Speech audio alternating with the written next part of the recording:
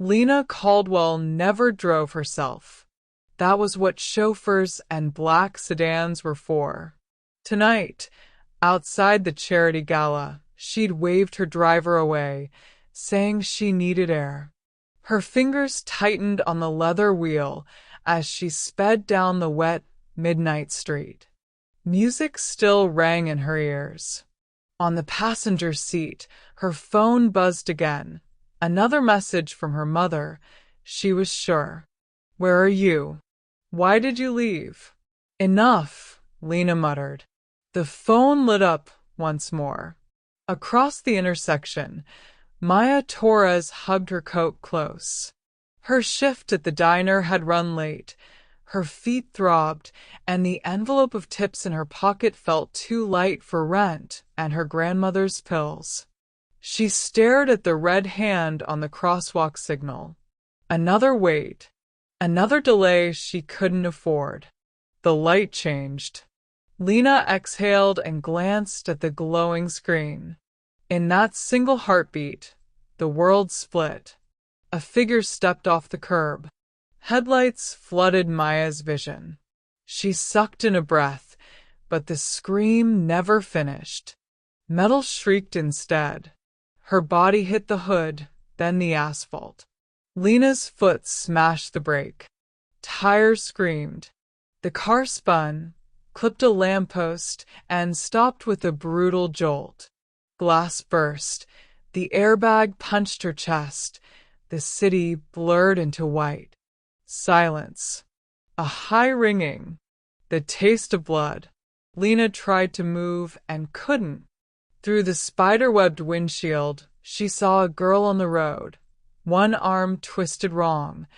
Dark hair spread on the pavement. "Oh God," Lena whispered, or thought she did. The girl's fingers twitched, then stilled. Sirens wailed somewhere far away. People shouted. Hands yanked the driver's door open. Cold air hit her face.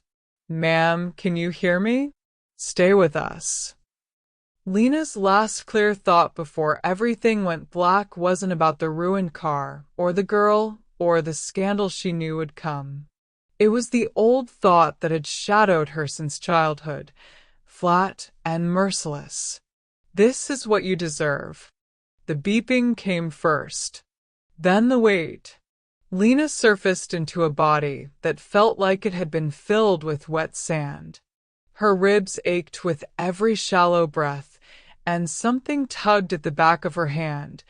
A needle taped into her skin, a thin tube leading upward. The smell of antiseptic cut through the cotton in her head. Hospital. She opened her eyes to a too-bright ceiling and a blur of pale green curtains.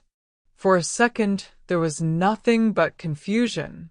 Then memory slammed into her. Headlights. A girl in the crosswalk. The sound of bone against metal. Lena's chest tightened.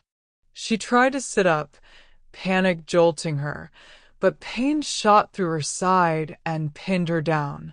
Hey, don't move." A nurse appeared at her bedside, her sneakers squeaking softly. "You took quite a hit. Broken ribs, concussion. You're lucky you had your seatbelt on." Lena's lips felt dry. "The girl," she rasped. Her throat burned. "The one I hit. Is she? She's alive." The nurse's voice stayed even, professional. "She's in the same ward. Surgery went well. She's stable for now." Stable. For now.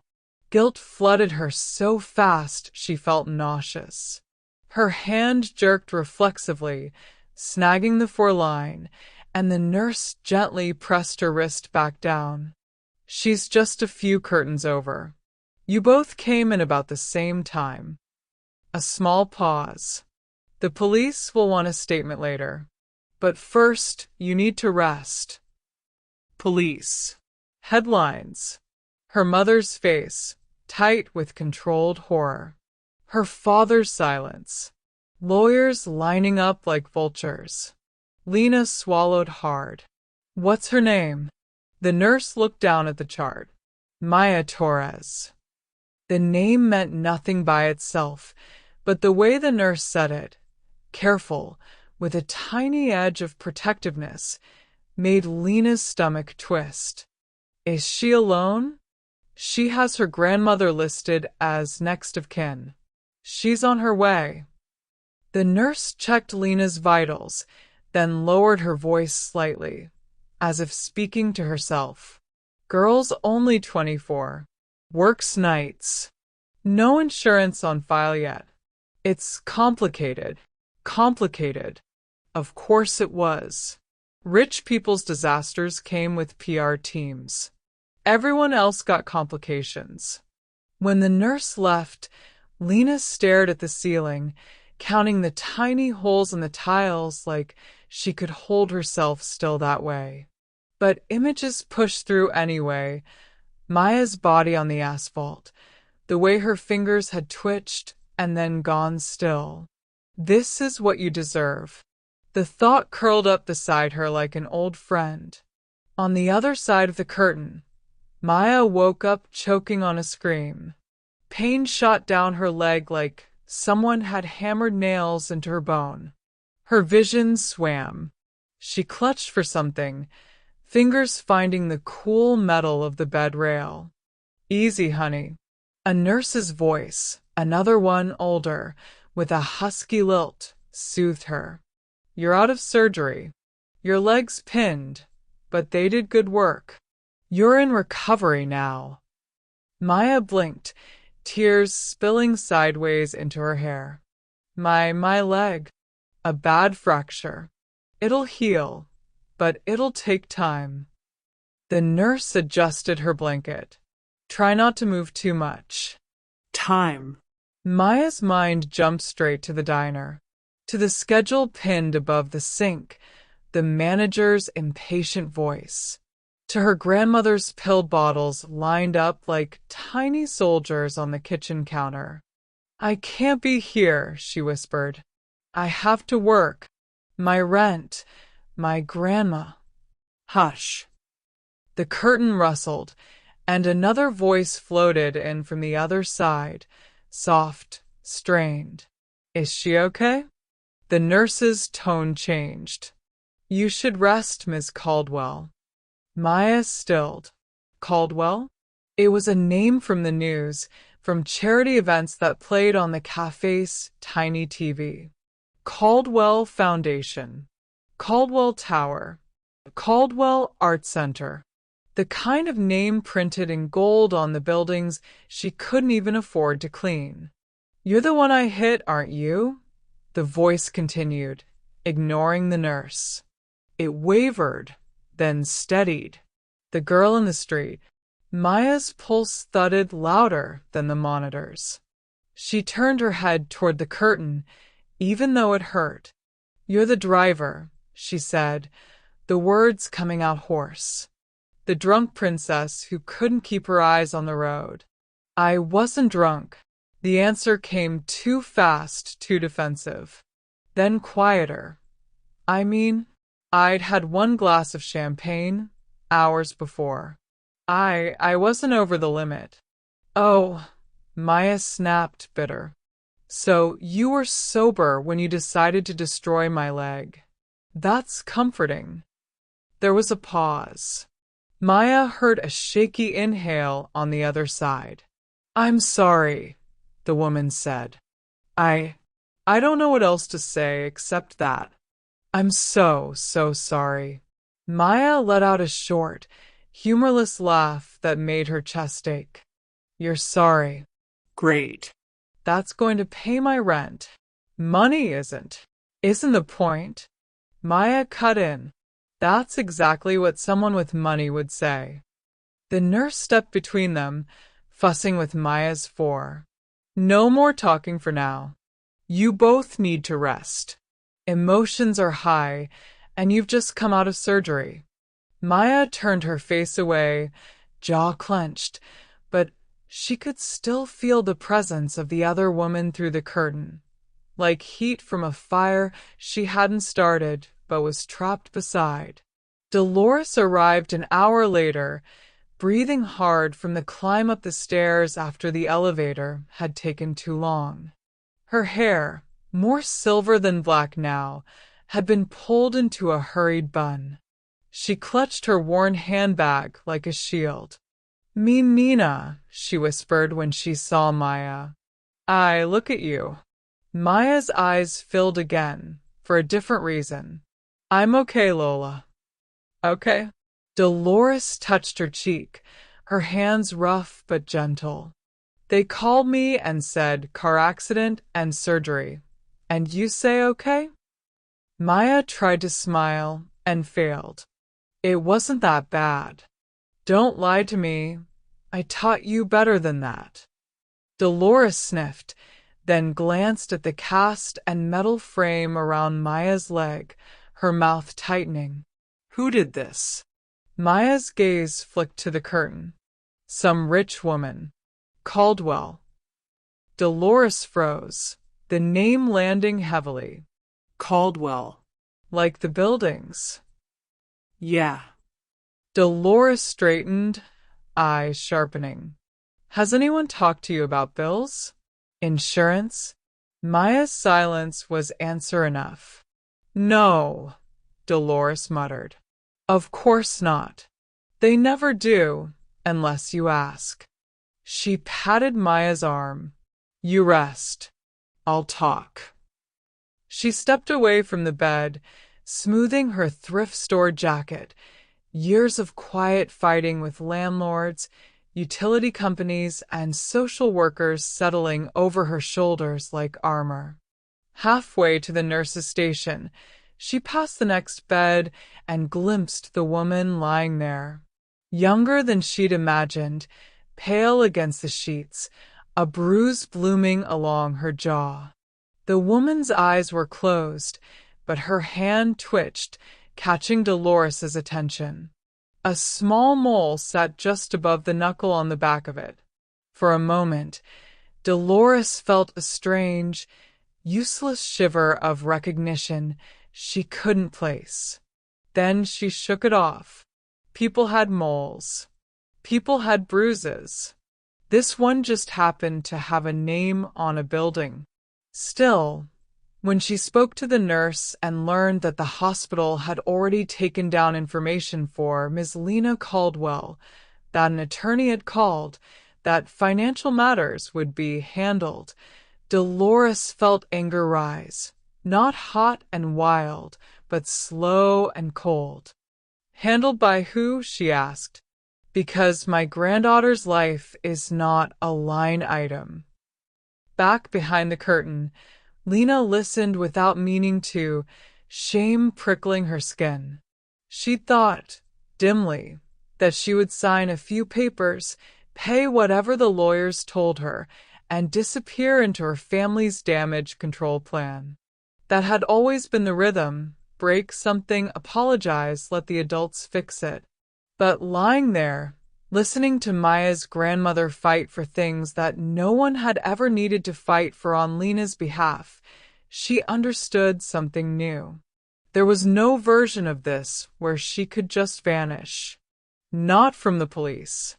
Not from the girl whose life she'd crashed into.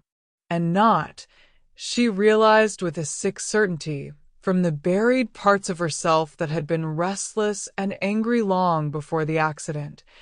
Parts that were suddenly wide awake, staring at the flimsy curtain between her life and Maya's, and whispering that this collision was not an accident at all. Morning in the ward had a particular sound: carts rattling, monitors beeping, the low hum of television news. It also had a particular humiliation: bedpans, sponge baths, and the fact that Lena Caldwell, who'd once had a personal trainer for her dog, couldn't sit up without help. She lay propped against pillows, staring at the gray light creeping through the blinds. Maya's curtain was partly drawn today, leaving a narrow slice of view, just enough for them to pretend not to be aware of each other and fail. Maya was awake, headphones in, watching something on her phone. Her dark hair was pulled into a messy knot, her face pale but stubborn. She kept shifting, wincing when her leg protested, then forcing herself still. Lena watched her for a second too long. What? Maya said, not looking up. Never seen a poor person sit in a hospital bed? Lena's cheeks warmed. I was just wondering how you're feeling. Like I got hit by a car. Maya yanked one earbud out. How are you feeling? Your Highness? The old reflex, to snap back, to win the exchange, flared and died in Lena's chest. It just felt small. I feel like I hit someone with a car, she said quietly. That finally made Maya look at her. There was surprise there, quickly buried under annoyance. Is this your thing? Maya asked. You talk sadly about yourself, and people feel bad for you? No, Lena said. Usually I just drink until I don't feel anything at all. That landed a little too honestly. Maya blinked. Wow, Maya muttered. Gold star confession. Lena let out a breath she hadn't realized she was holding. You're not wrong to hate me, you know. I don't hate you, Maya said. I don't know you. I hate what you did. I hate that I'm stuck here because some rich stranger couldn't keep her life together long enough to drive in a straight line. The words stung, maybe because they were true. I've never had my life together, Lena admitted. That's kind of the problem. Maya rolled her eyes. Must be hard, being rich and miserable. It actually is, Lena said, then winced at how that sounded. I know. Tiny violins. I'm not asking for pity. I'm trying to explain why I'm such a disaster. Don't explain, Maya said. Just pay the bills. I will, Lena said quickly. Whatever you need. The lawyers. Maya's jaw tightened. See, this is what I meant. You think it's all about money. Lena hesitated. Isn't part of it? Part of it, sure. Maya shot back. But money doesn't fix my grandma's heart if she worries herself to death. It doesn't fix the fact that I might lose my job or the way I'll think about crossing a street for the rest of my life. Lena swallowed. You're right. Silence stretched between them. On the TV mounted in the corner, a cheerful anchor talked about a new restaurant opening downtown. Lena stared at the scrolling captions and saw none of them. My family has this rule, she said suddenly. We don't talk about anything that hurts. We just add another fundraiser, another donation, another gala, put a plaque on a wall, and pretend that's healing. Maya didn't reply, but she didn't put her earbud back in either. When I was a kid, Lena went on, the words feeling like they were pried out of her, I used to get into fights. I was awful. I'd corner kids at school, make fun of them until they cried. Maya raised an eyebrow. You're really selling yourself here. I know, Lena said, with a humorless laugh. Teachers called my parents in constantly. She's angry. She's disruptive. She's cruel. My parents sat in those meetings with perfect posture and perfect clothes, thanking everyone, apologizing for me. They never yelled. They'd come home and tell me, calmly, that I was better than this, that they loved me, that they knew I was just going through something. They sound weirdly nice, Maya said slowly. They were, Lena said. Too nice. It was like trying to punch fog. I wanted them to be furious. I wanted something, a reaction. Anything that proved I could actually hurt them and they wouldn't just smile through it. So I kept pushing. I failed classes just because I could. I stole small things from fancy stores. I drove too fast. I. She trailed off, remembering. I hated that house, she said softly. The way it smelled like lemon polish and old rugs. The paintings of people I was supposed to be descended from, looking down like they were disappointed in me. My parents kept saying how lucky I was. How many kids would kill for the life I had? And you felt what? Ungrateful. Maya asked. Wrong, Lena said. Like I'd been dropped into someone else's story halfway through. Maya studied her, something wary in her gaze. Lots of people feel out of place in their families. That doesn't excuse being a bully. I know it doesn't, Lena said. I'm not excusing it. I need you to understand how long I've been running headfirst into things I don't understand. Maya snorted, like pedestrians. Lena actually smiled, small and crooked. Yeah. Like that. She let the moment settle, then nudged it forward. There was this party, she said. I was 21. It was at the Harrows estate. Old money like us. Only worse. You know the type. Their garden could pay off a country's debt. I don't get invited to those, Maya said dryly. You're not missing much, Lena said. It was like every other party. Too much champagne, everyone pretending to be fascinated by each other, women comparing charities like handbags. I got bored. I wandered off. That's kind of my thing. It was easier to remember in fragments. Marble floors under her heels, the weight of a borrowed diamond bracelet on her wrist, the low hum of a string quartet. I ended up in this hallway with family portraits, Lena said. Generations of Harrows scowling at whoever walked past. I ducked into an open door just to get away from the noise. She could see that room as clearly as if she were still standing there, a smaller, cozier study lined with books instead of portraits, the smell of dust and paper. A desk with scattered photos. There were pictures everywhere, Lena said. Wedding photos, baby photos. I picked one up. It was in a cheap little frame, kind of out of place in that house. A kid, maybe 4 years old, in a faded yellow dress. Hair like a mess, big eyes, one dimple. Her hand trembled slightly against the blanket. And there was this mole, she whispered. Right here. She lifted her own hand, where the 4 was taped down, and flexed her fingers. The small dark, above the knuckle, the one Dolores had noticed and then forgotten, seemed to pulse under the fluorescent lights.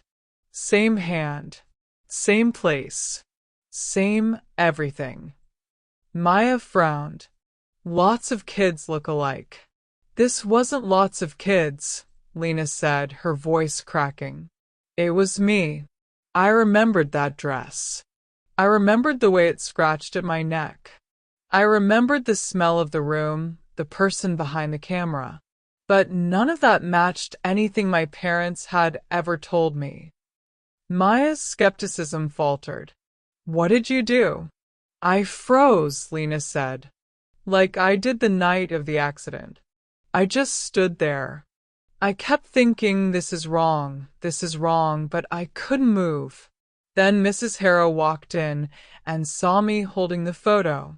She remembered the woman's face, how the blood had drained from it, how she'd crossed the room in 3 quick steps and plucked the frame from Lena's hand.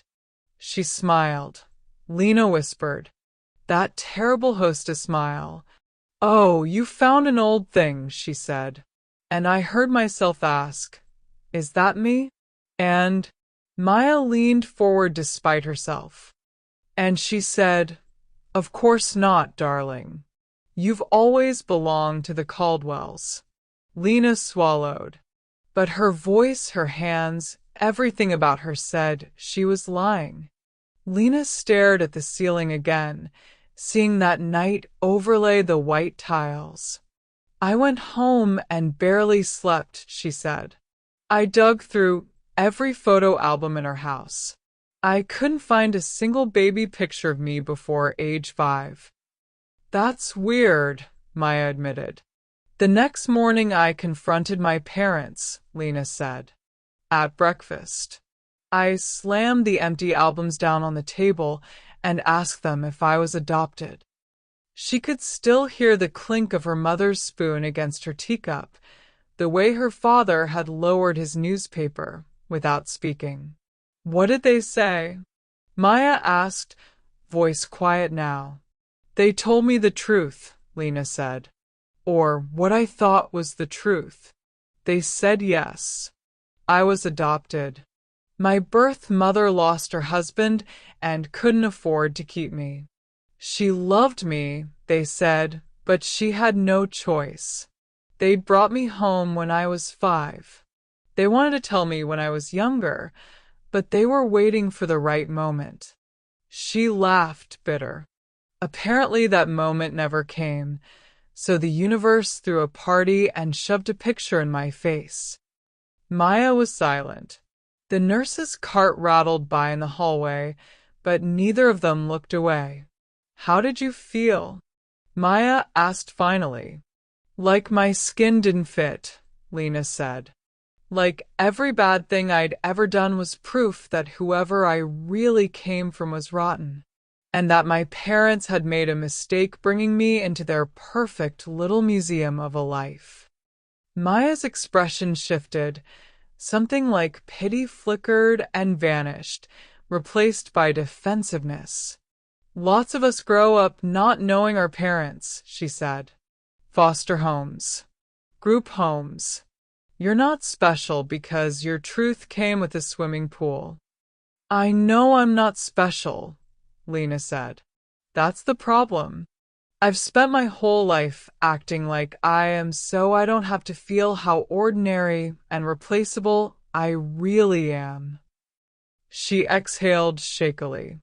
Finding out I was adopted was like someone finally admitting that the feeling I'd had all along, that I didn't belong, wasn't just in my head. It was written into my paperwork. Maya looked away, jaw tight. So you found out you were adopted, and instead of going to therapy like a normal messed up rich person, you decided to what? Become even more of a menace? Yes, Lena said simply. Pretty much. The honesty of it caught Maya off guard. Her mouth opened, then closed. Dolores chose that moment to reappear, balancing a styrofoam cup of coffee. She glanced between them, sensing the charged air. Everything okay here? She asked. Maya hesitated. We're just talking. About how Miss Caldwell here is adopted, Lena said, surprising herself. And how I spent my 20s pretending that made me untouchable. Dolores's eyes flicked to Lena's hand again, to that small, stubborn mole. A frown creased her forehead, deeper this time, as if some old, sleeping memory had just rolled over. Well, she said slowly, some truths take a lifetime to finish telling. She set the coffee down and patted Maya's shoulder, but her gaze lingered on Lena a second longer than necessary. For the first time since the crash, they were all three in the same conversation, standing at the edge of a story none of them yet understood. And somewhere under the pain and anger, something else took root, uneasy, fragile, but real. A question. By the third day, the ward had its own rhythm. Blood pressure checks at dawn, plastic trays of bland food at noon, the murmur of visitors in the afternoon, quiet crying at night, when people thought no one could hear. Painkillers took the sharpest edge off, but they also blurred things. Memories slid around the corners of Lena's mind until she wasn't sure if she was in a hospital bed or back in some long hallway with polished floors and too many doors. Maya, on the other hand, stayed stubbornly sharp. She refused extra doses unless the pain was unbearable. "I can't afford to get fuzzy," she'd muttered when the nurse insisted. "My whole life already depends on what people say in this building." They'd fallen into a pattern of grudging conversation that neither of them would admit to needing. That afternoon, rain tapped against the narrow window. Dolores had gone home to shower and rest, promising to be back before evening. The TV was off. The nurse had pulled the curtain only halfway, leaving a space where their worlds could leak into each other. "So," Maya said suddenly, breaking a long silence, "you found out you were adopted. Your parents lied by omission." Big reveal. What happened after? Lena stared at the ceiling for a moment. "You really want to hear this? I want to understand what kind of person hits a stranger with a car and then talks like you do." Maya shifted, grimacing. "It's like you're guilty and arrogant at the same time." "That's accurate," Lena said, one corner of her mouth twitching. "All right. After the breakfast confession, my parents put me in therapy for exactly 3 sessions. Then they decided the therapist was too intrusive and didn't understand our family values." "So, you just moved on?" "No," Lena swallowed. "I moved out. At 19. I had a trust fund and a last name that opened doors, but I also had this hole. And 1,000 questions no one wanted to answer." Her voice thinned. "I kept thinking about that photo. The dress. The mall. The way Mrs. Harrow grabbed it like I was holding a weapon." "So you went back there?" Maya guessed. "Not at first," Lena said. "I went to the people who were supposed to know things." She closed her eyes, seeing fluorescent lights instead of chandeliers this time. "I went to the adoption agency my parents mentioned. They smiled a lot and told me my records were sealed, that everything had been done by the book. I walked out and went to another agency. Same thing. So I went to the state office, asked for my original birth certificate." More smiles. More "I'm sorry, Miss Caldwell, but..." Frustration boiled up in her chest even now. "When that didn't work, I went to the police," she said. "Not with a crime. With questions. I thought if my birth mother was in trouble like they said, there had to be some record. A report. An address. Something." Maya watched her, eyes narrowed. "You just walked into a precinct like, 'Hi, I'm rich. Please tell me my secrets?'" "Pretty much," Lena admitted. "It went about as well as you'd imagine. One officer recognized my last name and told me gently to hire a private investigator instead of clogging up their day." "Did you?" "Eventually," Lena said. "But first, I went back to the Harrows." The memory made her skin prickle. "I showed up uninvited. Rang their stupid brass doorbell. When Mrs. Harrow opened the door, she looked like she'd seen a ghost. I told her I needed to talk. Alone."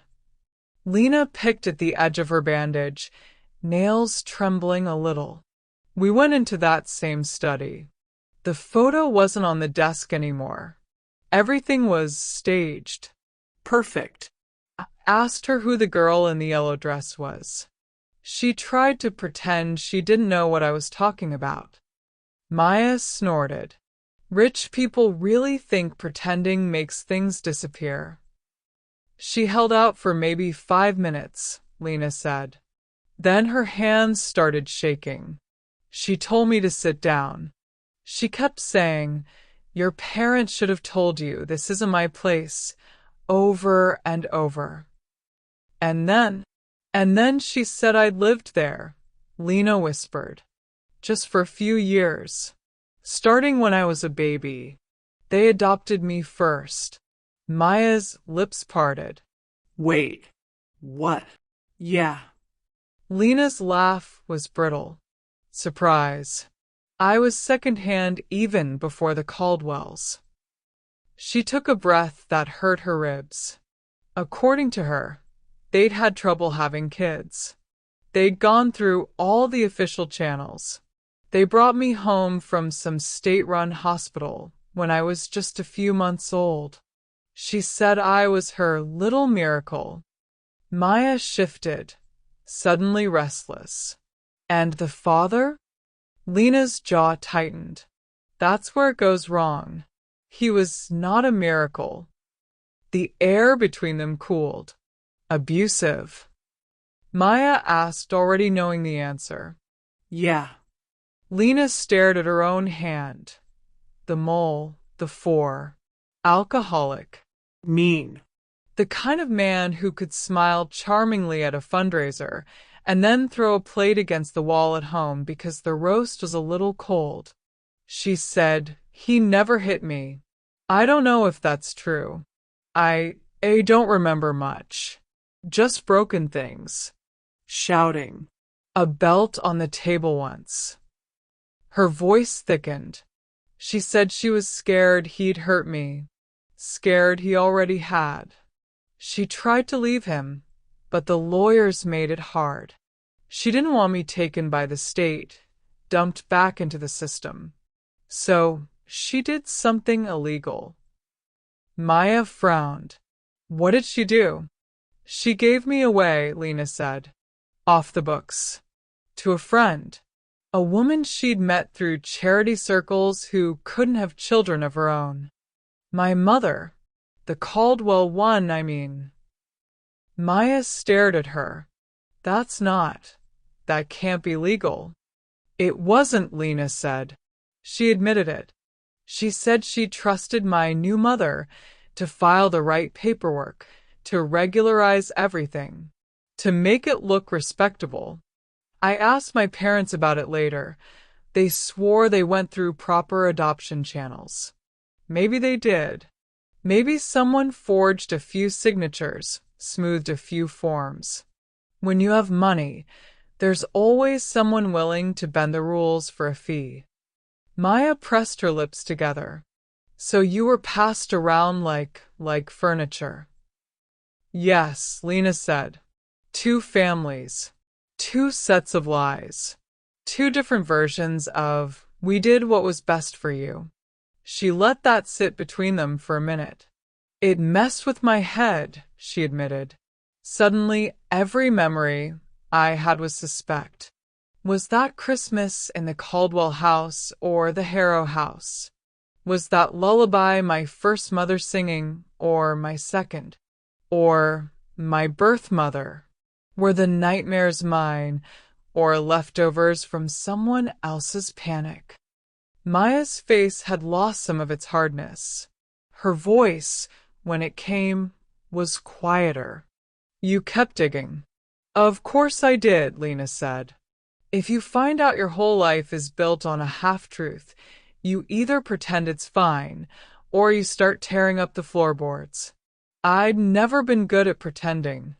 She shifted, feeling the ache in her ribs sharpen, then settle. So I hired that PI. Old guy, smelled like coffee and cigarettes. He tracked down the original hospital records, the adoption paperwork. Most of it was redacted or sealed, but there were hints. A case number, a judge's name, a social worker's note about domestic disturbance and criminal involvement of biological father. Maya's fingers tightened on her blanket. Criminal involvement how? Armed robbery, Lena said flatly. Assault. Then later, something worse. He ended up in prison. Still there, as far as I know. She gave a small, humorless smile. That was the part that made everything click, she said. The anger. The feeling that I was somehow contaminated. I'd been acting like poison my whole life, and suddenly there was this file saying, "Yes, you come from bad stock. Congratulations." That's not how genetics works, Maya said automatically. Tell that to every voice in my head. Lena shot back, then sighed. My birth mother, there wasn't much on her. Just that she was young. That she'd tried to keep me at first. Then there was a note. Hospital couldn't collect payment.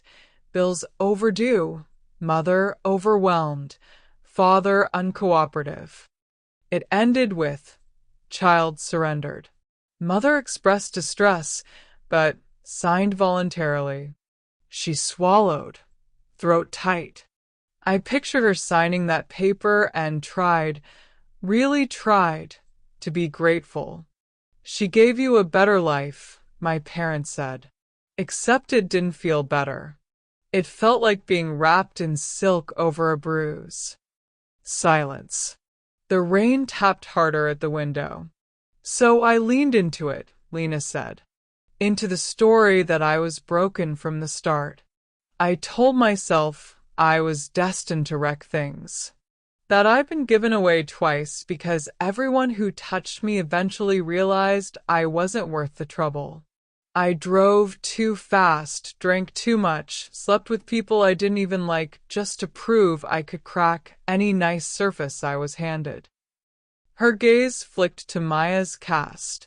Every time something went wrong, I thought, of course it did. Look where you come from. Maya exhaled slowly, as if she'd been holding her breath through the whole story. That's heavy, she said. But you know what I'm going to say. That it doesn't excuse what I did, Lena said quietly.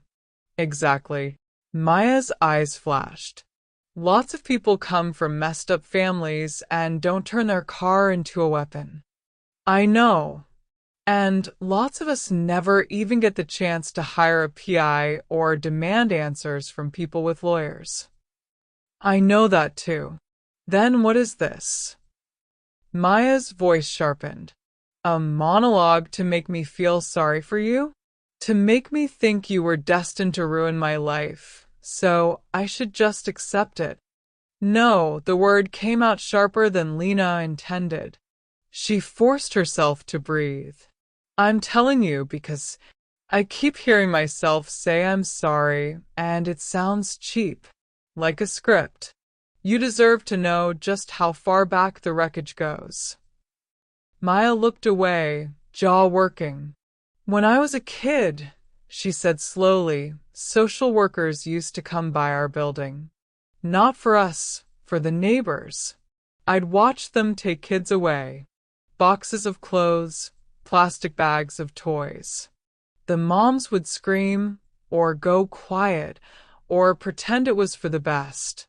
The kids always looked back over their shoulders, like they were afraid if they blinked, their old life would vanish, and they'd never know if it was real. She glanced back at Lena.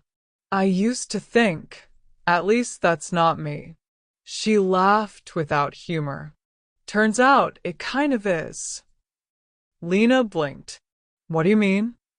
Dolores isn't my blood grandmother, Maya said. She's the one who took me in when no one else wanted to. Social workers dropped me off with a file and a plastic bag of clothes. She doesn't talk about the details, and I stopped asking when I realized it made her cry. Lena stared at her, the room tilting slightly. You're adopted too, she said softly. Fostered, then adopted, Maya corrected. Different flavor, same series of, we did what's best for you. For a moment, something like recognition passed between them. Two people linked by being passed along, by signatures on papers they never signed. Then the moment shattered. Big difference, though, Maya added, eyes hardening. You got mansions and trust funds. I got basement apartments and double shifts. So forgive me if I don't buy the we're the same angle. I wasn't saying we're the same, Lena protested. I'm saying I get why you don't trust anyone who says they're doing you a favor. Good, Maya snapped.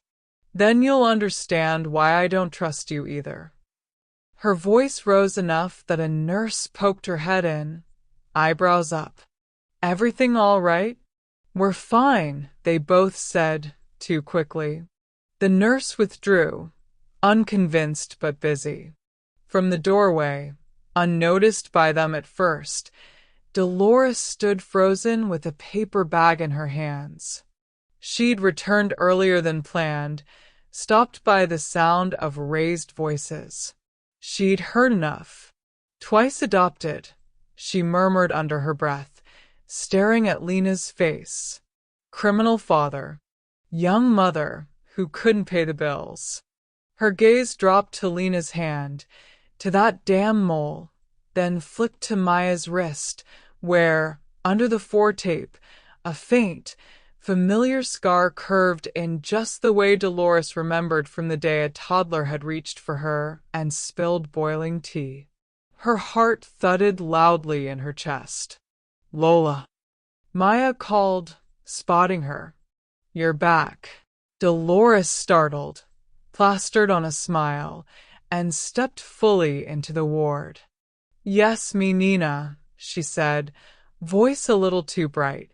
I brought you soup, and I think... She looked back and forth between the two women, something like fear and recognition warring in her eyes. I think there are some things, she finished softly, we all need to stop pretending not to see. Dolores didn't open the paper bag.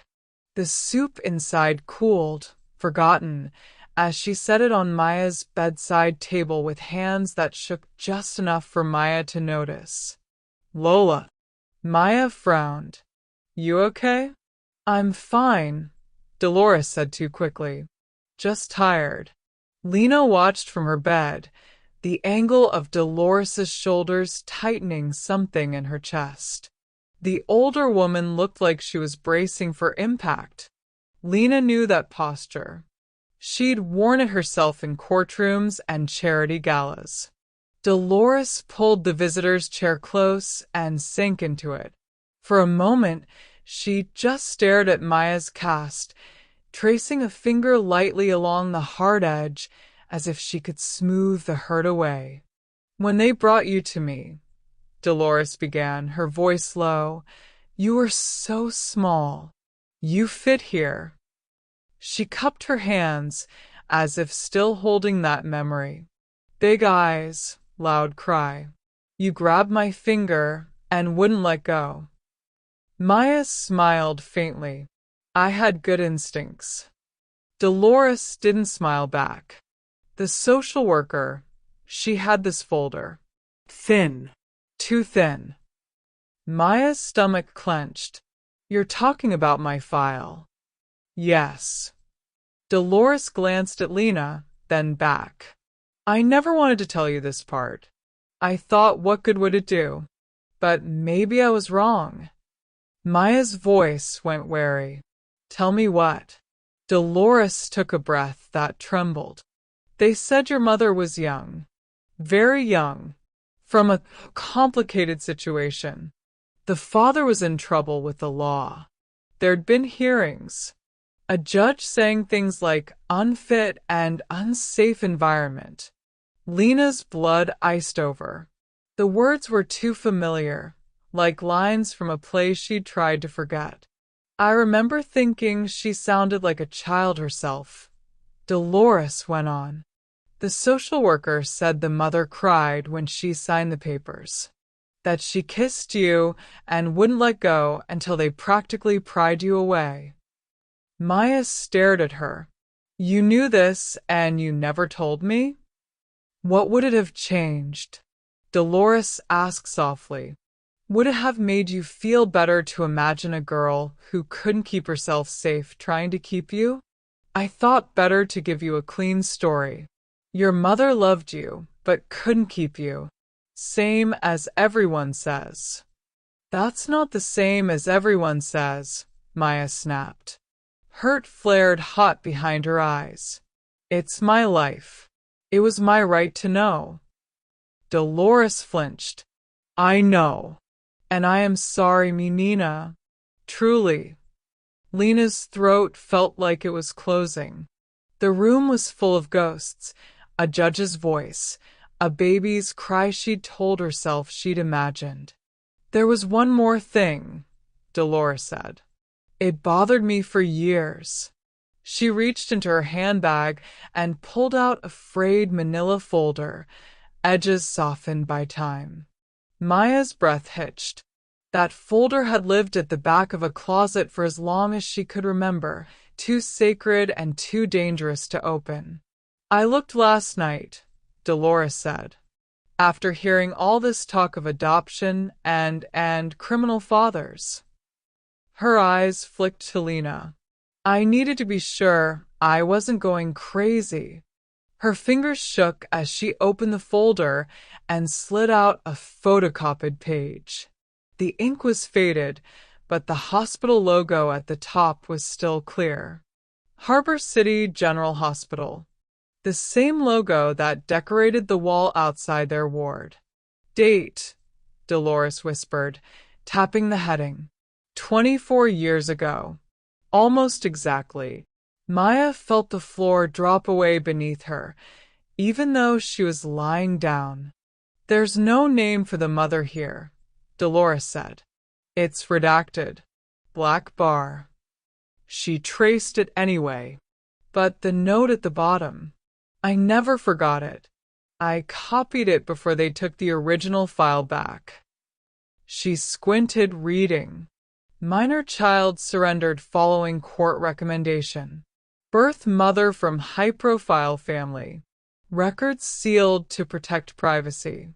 Mother expressed distress, but consented. Maya swallowed. High-profile family. Her gaze slid, inexorable, to Lena. Lena's pulse thundered in her ears. High-profile family. Court recommendation. Distress, but consented. The lines blurred into another memory. A courtroom, paneled wood, the smell of old paper and expensive perfume, a judge looking down at her like a school principal. You're not stable, Miss Caldwell, he'd said. Not at this time. Not with this history. Lena's fingers dug into the blanket. Her voice cracked. I need some water. The nurse, hovering near the door with a chart, stepped in. Here. She lifted Lena's cup and guided the straw to her lips. Lena took a token sip, but the water might as well have been air. Excuse me, Dolores said, turning to the nurse. You've worked here a long time, yes? 7 years, the nurse replied. Do you know how long they've been using that hospital logo? Dolores tapped the printout lightly. The nurse glanced at it. That design? Oh, that's old. They updated the branding about 20 years ago, but the legal forms kept the old header for a while. So the place where my granddaughter was born, Dolores said, is the same place she lies now. That's not unusual, the nurse said gently. We're the biggest maternity and trauma hospital in the city. She moved to leave, but Maya grabbed her attention. One more thing, Maya said, her voice tight. My blood type. You have it on file, right? Yes. And hers. Maya jerked her chin toward Lena. The nurse hesitated, glancing between them. I'm not at liberty to discuss another patient's medical. We can sign whatever we need to sign, Lena cut in abruptly. Her skin felt too tight, her heart pounding out an answer she didn't want to hear spoken aloud. If it's allowed, I mean. The nurse sighed. I can ask the doctor. But blood type alone won't prove anything. At most, it can rule things out. Then rule it out, Maya said. Or don't. The nurse nodded reluctantly and left, the door whispering shut behind her. Silence dropped like a stone. Maya turned to Dolores, eyes burning. Did the file say anything else about her? The mother? There was a note, Dolores said slowly, about appearance. For medical reference. Dark hair, brown eyes, small mole on dorsal right hand, near index knuckle. Lena closed her eyes. It didn't matter whether they were open or shut. All she could see was that baby wrapped in a hospital blanket, a nurse lifting her away while Lena stared at the floor. Maya looked at Lena's hand, at the mole she'd joked about in her head as rich girl beauty mark. Her next breath came out as a laugh, short and edged with something close to hysteria. No. No, that's insane. It could be coincidence, Lena said, and heard the lie as soon as it left her mouth. Maya's head snapped toward her. Could it? Lena felt the old instinct rise. Deny, deflect, call her lawyer, hide behind her parents. The script was already there, polished by years of practice. Then she saw Maya's face. Not as a stranger's, not even as a victim's, but as a mirror, reflecting every bruise Lena had inflicted on herself long before the crash. The script burned. I was pregnant once, Lena said. The words fell heavy, no way to pull them back.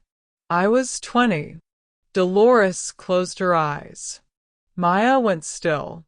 My parents called it a mistake at first, Lena went on. Then a problem to be solved. They hired the best doctors, the best lawyers. They didn't want a scandal. I was drinking too much, getting into fights, disappearing for days. They said I couldn't raise a plant, let alone a child. She swallowed. Her mouth tasted like rust. They were right about that part, she said hoarsely. I was a wreck. I skipped prenatal appointments. I drove drunk once, crashed into a guardrail. The hospital called Child Protective Services before the baby was even born. By the time I went into labor, there was already a court date on the calendar. Maya's fingers dug into her blanket. Stop. I can, Lena said. But I think you already know the ending. Tears spilled down Maya's temples into her hair. Say it anyway. There was a hearing, Lena whispered. I showed up late, hungover. The judge read out my record, fights, DUIs, property damage. He looked at my parents, polished and perfect in the front row. He said he wouldn't risk a child's life on my promises to change. She stared at the ceiling, seeing the courtroom's stained tiles instead. He said I could fight it, that I could go to rehab, prove myself, appeal. But everyone in that room knew I wouldn't, including me. And the baby? Dolores' voice was barely audible. They brought her into the room in a carrier, Lena said. Tiny thing, all wrapped up. I didn't want to look at her. I thought if I didn't look, I wouldn't feel anything. But I did. I felt everything. Too late. She pressed her hand to her ribs, as if she could hold herself together. They handed me the consent forms at the hospital, she said. I signed. They took her away. Now she looked at Maya, really looked. The curve of her jaw. The way her eyes flashed when she was angry, then softened when she was tired. I told myself she'd be better off, Lena finished. With someone who wasn't me. I promised I'd never try to find her, that my punishment would be not knowing. Maya shook her head, whispering, "No, no, no," as if she could rewind the last 5 minutes. "So, what are you saying?" she demanded. "That you think I'm that baby? That you just happened to run me over 24 years later?" "I don't know," Lena said. It was the truest thing she'd said in days. "I didn't know when I hit you, when I woke up, when I first heard your name. But now." She looked at the folder in Dolores's hands, at the hospital logo, at the dates and black bars, and that one damning line about a high-profile family. "Now I think the universe has a sicker sense of humor than I imagined." Maya's laugh cracked like glass. "You think this is funny?" No, Lena's eyes shone. "I think it's cruel." Maya swallowed a sob with anger. "Do you know what it's like to grow up wondering why you weren't worth keeping? To imagine a faceless mother who handed you off and then went back to her life like nothing happened?" "Yes," Lena said quietly. "I do." That stopped Maya. Just for a second. "Because that's what your mother did," Lena added. To you. And to me. Different women, same choice. We were both the child someone walked away from. Maya sucked in a breath that sounded like it hurt. "So what?" she spat. "We're trauma twins now. That doesn't make you my mother. That doesn't erase 24 years of silence." "I know," Lena said. "And if it is true, if some test says you're my mother, what then?" Maya's voice climbed. "You think we'll hug and cry and it'll all make sense? You think that will fix the fact that you left me to grow up counting every dollar while you did shots on rooftops?" Lena flinched. "Nothing fixes that. Not for you. Not for me." "Then why tell me?" "Because lying is how we got here," Lena said. "Because I am done letting other people decide what I can handle knowing. Because if I'm the woman who abandoned you and then almost killed you, you deserve to see her face when she says it out loud." Maya stared at her, chest heaving. "Get the tests," she said to the empty air, to the ceiling, to anyone who might be listening. "Blood type, DNA, whatever. I want facts, not stories." "I'll sign anything," Lena said. "I won't fight it. I won't hide behind attorneys. If it's not true, you'll never have to see me again after this mess is paid for. If it is," she swallowed, "then you get to decide what that means. Not me." Dolores's eyes filled. "Maya." "Don't," Maya snapped. "Don't tell me to calm down. Don't tell me it's okay. It's not okay. None of this is okay." She turned her face toward the window, blinking hard, her reflection faint in the glass. A young woman in a hospital gown, suspended between two lives that suddenly looked more connected than she'd ever asked for. Behind her, Lena lay rigid in her bed, feeling the weight of every choice that had brought them both here. For the first time in years, she didn't reach for a bottle, a joke, or a lie. She just waited for the truth to catch up. The results came back on a Thursday. They didn't arrive with drum rolls or whispered drama, just a knock on the ward door and the soft squeak of rubber soles on linoleum. Lena knew before the doctor spoke. She'd spent the morning sitting more upright than usual, heart racing whenever footsteps approached. Caldwell family lawyers had already come and gone, sleek and careful. They'd laid out their plan in low, control voices. "You don't need to say more than necessary," one of them had advised. "We'll emphasize the poor visibility, the wet roads, your concussion. We have statements saying the pedestrian might have stepped off the curb early. Stop, Lena had said. The woman had blinked. Excuse me? Stop spinning it, Lena repeated, surprising herself with how steady she sounded. I hit her. I was distracted. I am at fault. You're not going to turn the girl I hit into a liability problem. The lawyer's expression had cooled by a few degrees. Miss Caldwell, with respect, your feelings are understandable, but my feelings aren't the point. Lena looked her straight in the eye. Write it down. Driver accepts responsibility, whatever the legal phrase is. I'm not running from this one.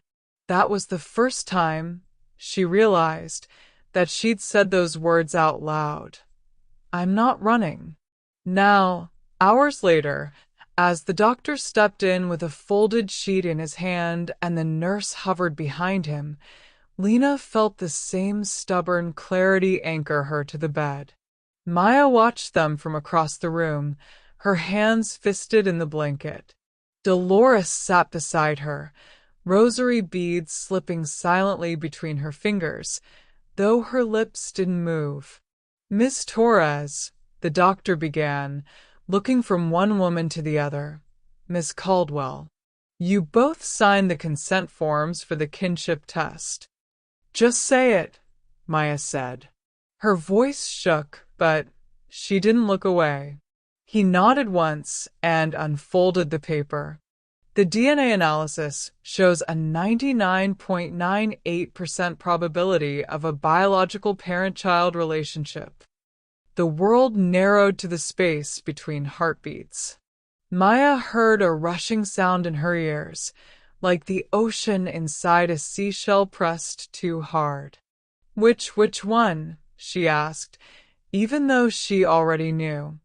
The doctor's gaze settled gently on Lena. Miss Caldwell is your biological mother. Dolores sucked in a breath that sounded like a sob and a prayer tangled together. Lena exhaled as if someone had been holding her underwater and finally let go. She didn't cry. Not yet. There was a strange, almost peaceful horror in hearing confirmation of the thing she'd already accepted in her bones. Maya stared at the doctor. So that's it, she said. A piece of paper says the woman who almost killed me is the woman who gave birth to me. That's what the results indicate, he said carefully. I know this is a lot to process. We can arrange for a counselor to... No, Maya snapped. No more strangers telling me how to feel. The doctor glanced at Dolores, at Lena, then nodded. We'll give you some privacy. If you need anything, press the call button. The door closed behind him. Silence swelled, thick and suffocating. Maya turned her head slowly, her eyes finding Lena's. For the first time, she didn't see the woman from the news or the heiress from the car accident. She saw the shape of her own cheekbones, slightly older, the same way anger drew a tight line around the mouth. Heirloom features. A cruel family legacy. So, she said, her voice thin and shaking. Hi, Mom. The words sounded wrong in the air, too small for the weight it carried. Lena flinched. Tears finally spilled, hot and sudden. I don't deserve that word. No, Maya said. You don't. She swallowed, and when she spoke again the words came fast, tripping over each other. You had 24 years, 24 birthdays, 24 Christmas mornings, 24. I don't know, random Tuesdays when you could have decided, hey, maybe I'll see if my kid is alive. And you didn't. Lena forced herself not to look away. You're right. You signed papers and walked away. You let strangers decide I was too much trouble. You let some other woman do the hard work of surviving with me. And then, her voice broke, Rose, you hit me with a car. That wasn't on purpose, Lena whispered. I know that doesn't make it better, but… Of course it wasn't on purpose, Maya snapped. That's the most twisted part. You weren't even trying to ruin my life. You were just being you. Reckless. Distracted. Rich. And somehow I ended up under your wheels anyway. Every word landed like a slap.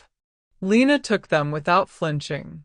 I told myself I was protecting you when I signed those papers, she said hoarsely. That you'd be better off somewhere I couldn't hurt you. How'd that work out? Maya demanded. Because let me tell you, growing up counting coins for groceries while your fancy name lit up half the downtown skyline wasn't exactly the dream. I know, Lena said. No, you don't know. Tears tracked down Maya's cheeks. You don't know about the nights I lay awake wondering if there was something wrong with me that made my own mother give me away. You don't know about watching my friends talk about their parents like they were annoying and boring while I was imagining a faceless woman who might walk past me on the street and never look twice. Lena's shoulders sagged, every word pressing her down. You're right, she whispered again. I don't know any of that. I only know the nights I drank myself numb, so I wouldn't have to feel how badly I wanted to go back and unsign those papers. Maya's laughter came out like a sob. You could have tried. You had money, lawyers. You could have fought. I was a coward, Lena said simply. I told myself it was noble to let you go, that I was sparing you from my chaos. Really, I was sparing myself from the work of changing. She swallowed, tasting old lies dissolving. My parents, your grandparents, offered to help, she went on. They said they'd raise you with me. Hire nannies. Make it work. I told them no. I told them I didn't want you to grow up with someone like me as a mother. The judge called me selfish. He was right. Maya stared at her, breath shaking. So why now? She whispered. Why face it now? Because you got caught? Because I ended up in your hospital with your blood? Because if I keep hiding, I will spend the rest of my life proving every bad thing anyone ever said about me, Lena said. Because running away is the one thing I have always been good at, and all it's done is drag other people under my wheels. She shifted, wincing, and forced herself to sit a little taller. I've already told the lawyers I'm not fighting the charges, she said. I'll plead guilty. I'll pay whatever it takes for your recovery, surgery, rehab, lost wages, therapy, everything. No NDAs, no hush money, no press releases that make you sound like a complicating factor. Maya looked suspicious, almost offended. You think throwing money at me is going to fix this? No, Lena said. I think it's the bare minimum.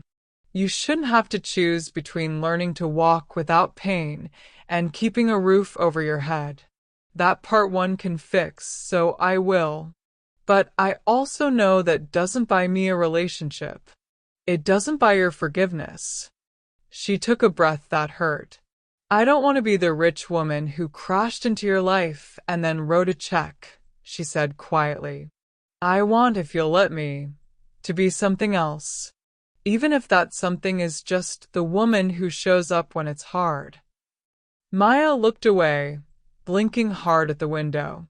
Taxi lights blurred on the street below. Somewhere, a siren wailed. Somewhere, a baby cried in maternity. Life kept happening, indifferent to the hurricane in their ward. Dolores hadn't spoken. Now she did. Maya, she said softly. Look at me, Nina. Maya turned, eyes red. Don't ask me to forgive her, she pleaded. I can't do it just because it would make everyone feel better. Dolores shook her head. Forgiveness is not a favor you do for other people. It is a door you open for yourself when you are ready. No one can push you through.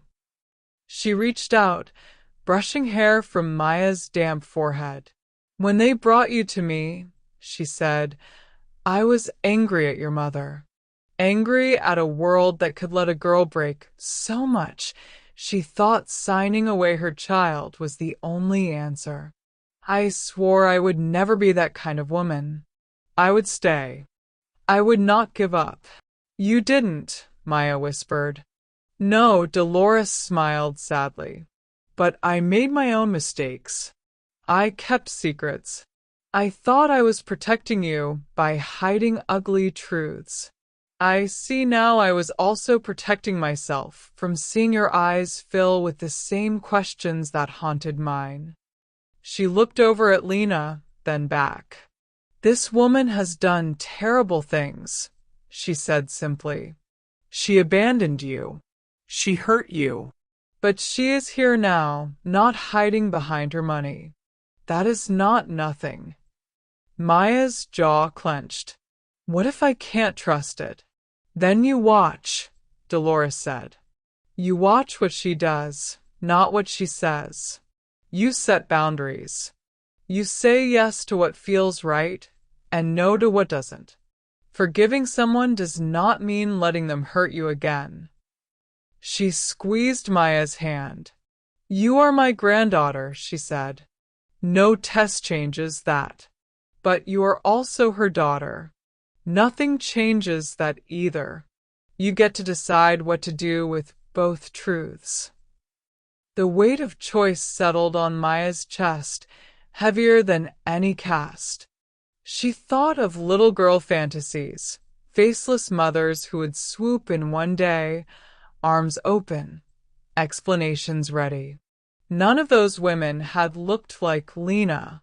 None of them had admitted up front how badly they'd failed. She thought of all the anger she'd carried like armor, how it had kept her safe and lonely in equal measure.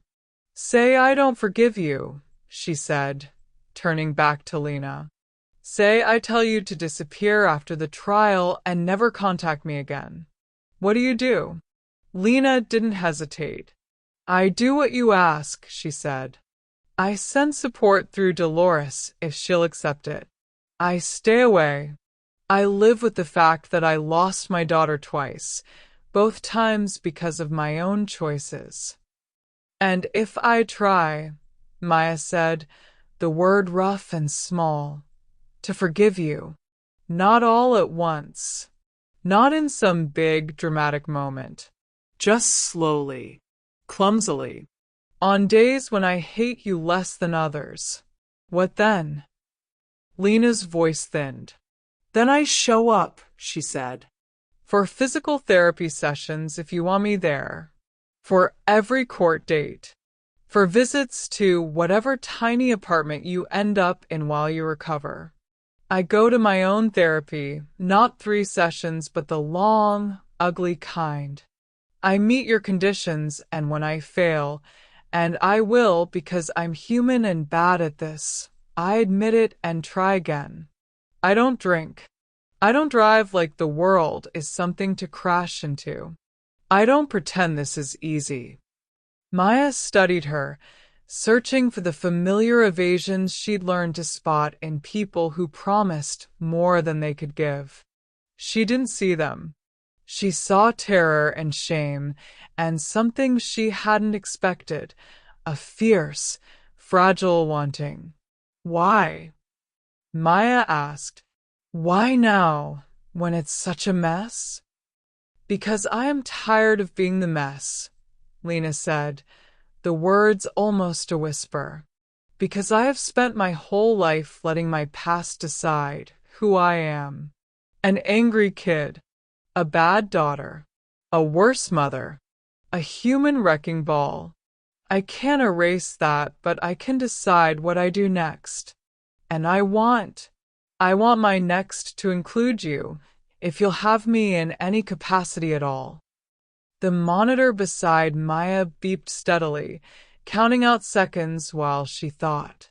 Finally, she blew out a breath that shook. I don't know how to do this, she admitted. I don't know how to be your daughter and your victim at the same time. Me neither, Lena said, a wet laugh catching in her throat.